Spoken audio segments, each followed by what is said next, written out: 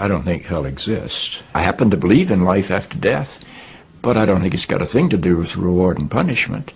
Religion is always in the control business. And that's something people don't really understand. It's in the guilt-producing control business. And if you have heaven as a place where you're rewarded for your goodness and hell as a place where you're punished for your evil, then you sort of have control of the population. And so they create this fiery place, which has quite literally scared the hell out of a lot of people throughout Christian history. Mm-hmm. And it's part of a control tactic. But wait a minute, you're saying that hell, the idea of a place under the earth or somewhere where you're tormented for an eternity, is actually an invention of the church? I think the church fired its furnaces hotter than anybody else. But I think there's a sense in most religious life of reward and punishment in some form. The church doesn't like for people to grow up, because you can't control grown-ups. That's why we talk about being born again. When you're born again, you're still a child. The people don't need to be born again. They need to grow up. They need to accept their responsibility for themselves and the world.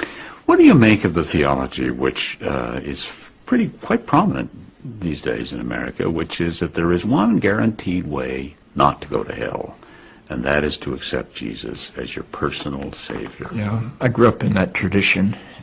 Every church I know claims that we are the true church, and they have some ultimate authority. We have the infallible Pope, we have the inerrant Bible.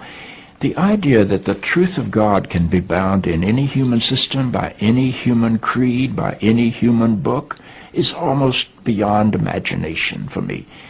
I mean, God is not a Christian. God is not a Jew or a Muslim or a Hindu or a Buddhist.